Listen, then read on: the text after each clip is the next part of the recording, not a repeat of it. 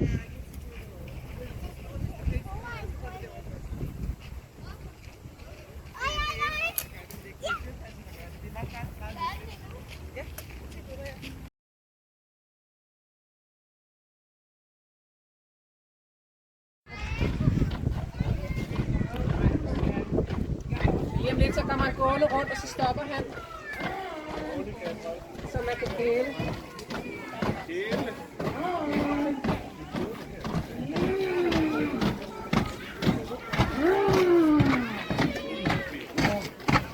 Så vil jeg smide dem.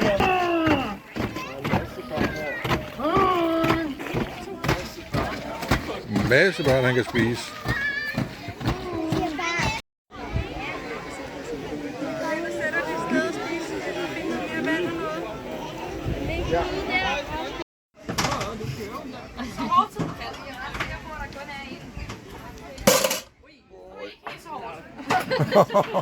Det kan jeg godt se, det er min skyld.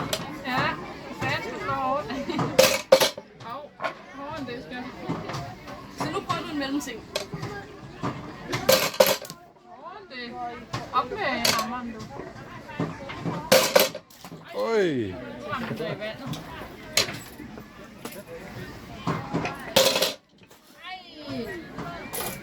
Den var ellers god. Nå, var det for en prøve? Det er du bare se, nu kommer. Ik fik en fast bolde. Får du 5 bolde?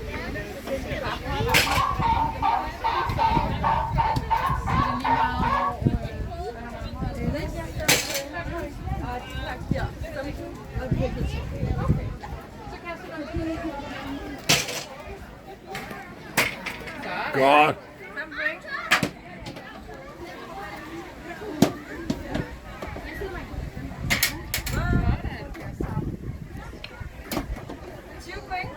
Så må du komme herover og vælge en skål. Skal du satse på grå eller blå, ikke?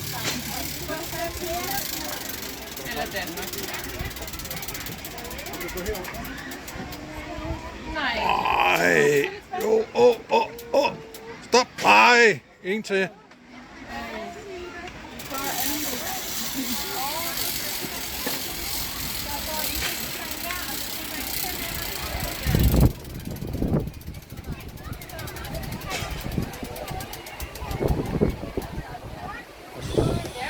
Ej. Jo, den var grå. Den var god. Men har man sladret, eller hvad synes du har lagt der? Ja, man har helt sladret, ja.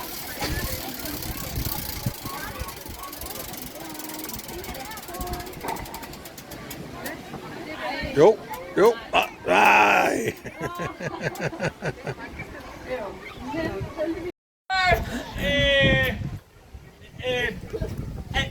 Altså fødselsdag, hvordan fødselsdag? Ja, hvordan er du fødselsdag? Jo, det er fordi jeg engang er blevet født. Og så har man fødselsdag hvert år ved den her tid.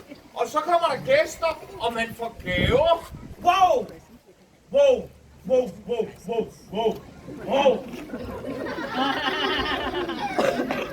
Hvor man... Det er min også. En super hemmelig rum. En super hemmelig rum. En super hemmelig pakke. Og hvad er der nede i din pakke, Agil? Er det der et dyr, eller hvad? Nej. Det siger jeg ikke. Der er ikke nogen, der får at vide, hvad der er nede i min pakke, før min bedste ven, Karl Emil, han tager noget af. Men der er heller ikke nogen, der får noget at vide, hvad der er nede i min pakke, før min bedsteste ven, han tager det her lov af. Bedsteste ven. Min er den hemmeligste, der nogensinde er set. Altså, den er jo en spor hemmelig. Jo, den er. Nej, det er bare en dames korptuse, er det? Nej.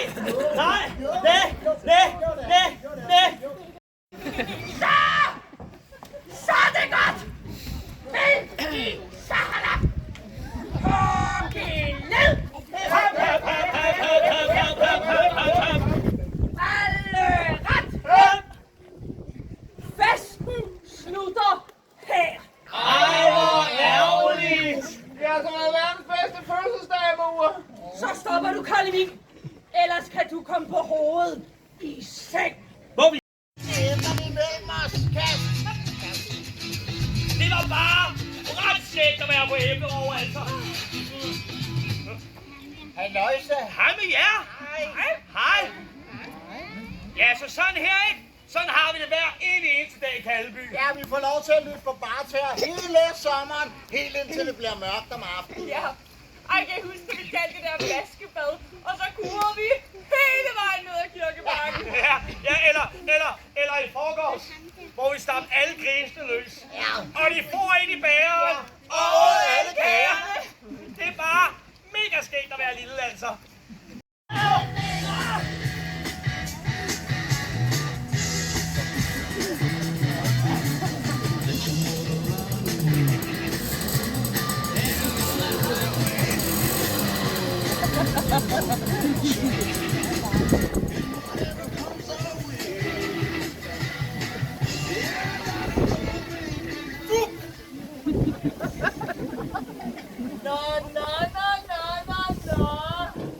Sikke mange pismyrer, der er her i dag, hva'?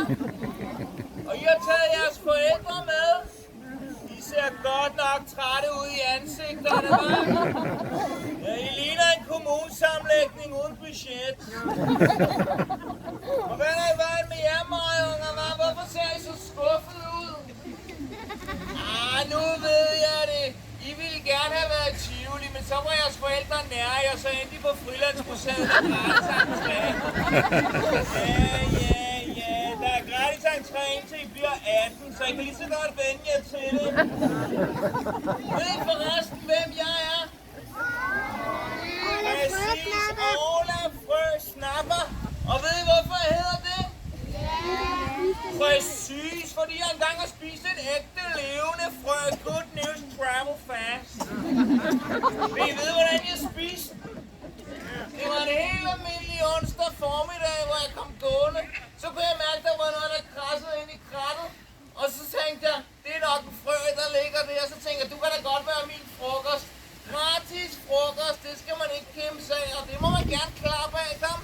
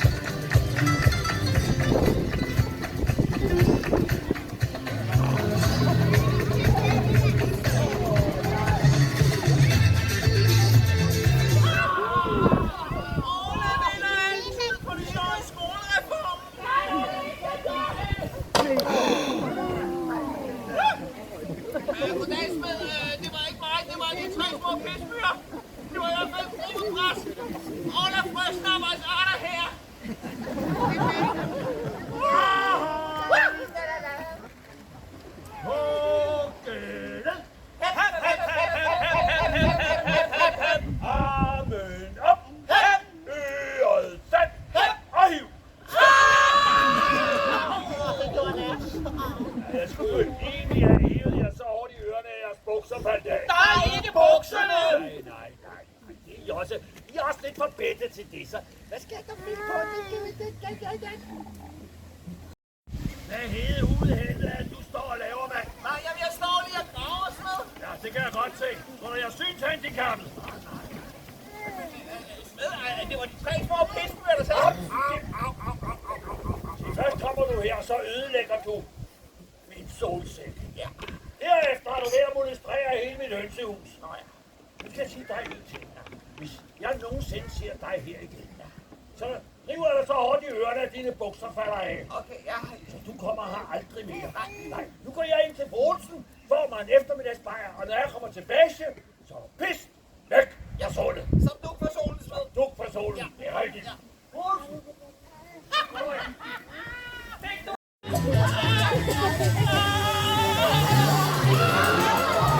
Ui.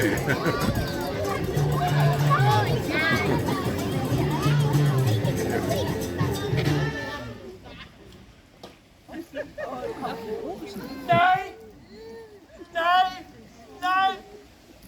Hvad er dog det, du har gjort? Hvad er du for en menneske? Du har ødelagt hele mit stakit og mit bed. Vi stod bare lige og legede lidt farmor og børn.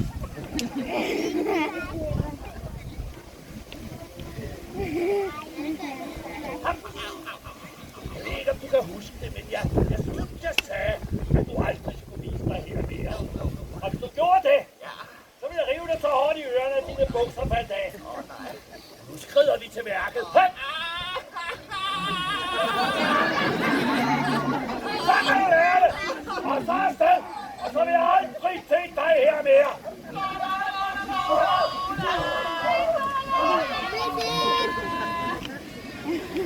Hej!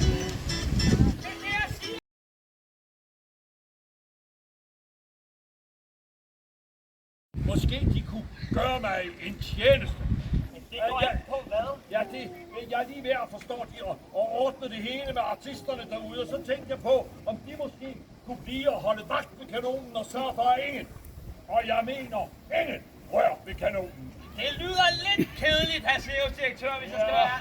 Men hvis jeg nu forærer dem en frivillig til eftermiddagens forestilling, så måske de kunne overveje. Og jeg skal bare holde vagt. Ikke bare, jeg skal sørge for, at ingen, og du mener ingen, rører ved kanonen. Er det en aftale? Det er det i hvert fald, herr cirkusdirektør. Glemmer det. Jeg går lige ind og gør det færdigt. Jeg skal tage Hører I det? En fribillet! Det kunne altså godt gå hen og blive til den bedste dag i Lillevigils liv, det her. Det kunne det, jeg kan godt fortælle det. Hvordan til Ola? Jeg finder den stopvand, mand. Og fornøjelse. Hej.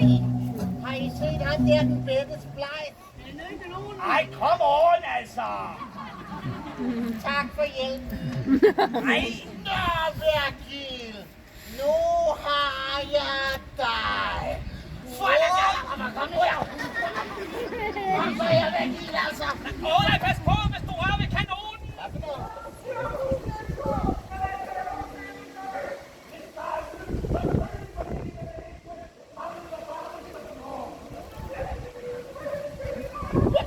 Ja, Fortæl mig lige, hvem var det der?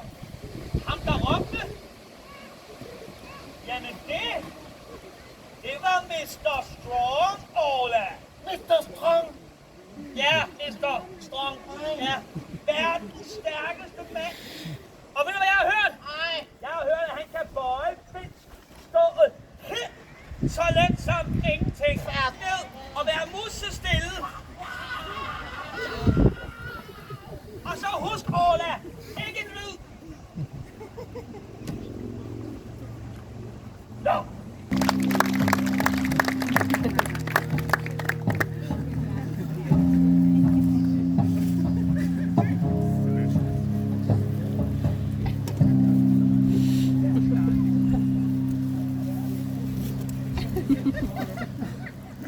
Hvad laver han?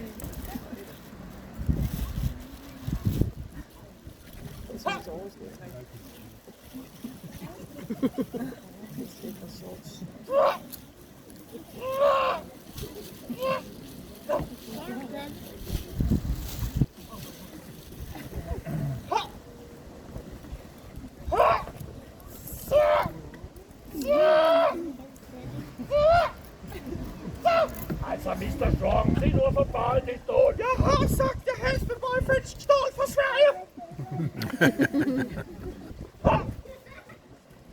Så!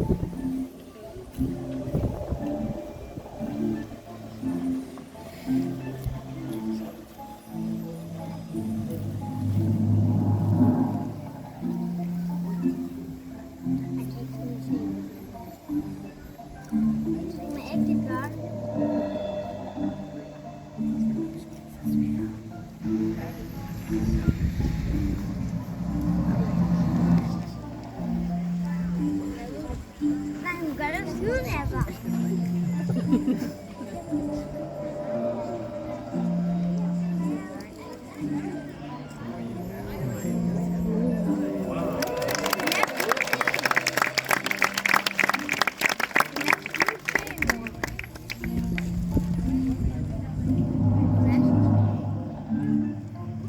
Madame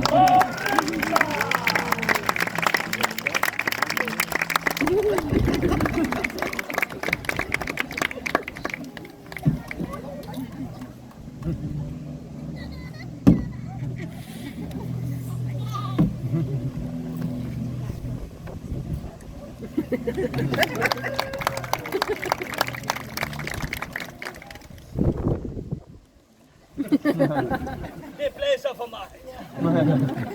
Ich bin Dan Kraus Kanon, das deutsche Kanonkönig auf Düsseldorf, den tyske Kanonkonge fra Düsseldorf.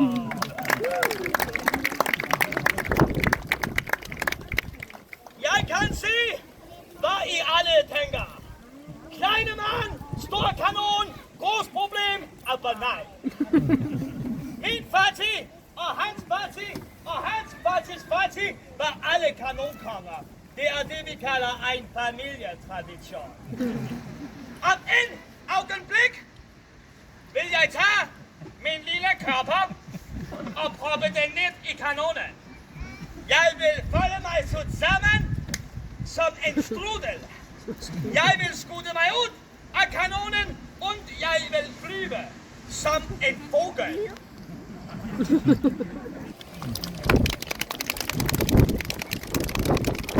Au! Wieder! Sehen! Und da! Ja! Nein! Was? Nein! Verdammt! Nein! Nein! Du hast etwas Scheiß in mein Kanon gebracht! Aber? Du hast formet noget i kanonen, du! Hvad gør vi så? Jamen, vi må rense kanonen! Jamen, hvordan? Jeg ved, hvordan! Vi renser med en probenshit. En probenshit. En prøveskål. Jeg renser kanon med prøveskål. Jeg tæller ned fra 1000. Det er lidt for meget. Vi tæller ned fra 10. Er I klar? 10, 9, 8, 7, 6, 5, 4, 3, 2, 1. Kanon!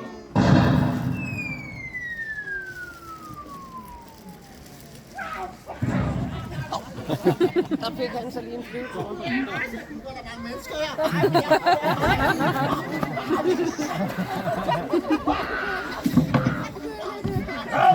Det er folk bløde. Tag fat i ham. Så river vi ham midt over. Kom her. Sådan. Herr Zirkusdirektor!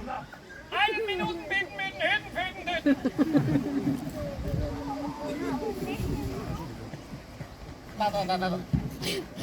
Lille ven! Hvad hedder du? Ja, hvad siger du? Hvad hedder du? Jeg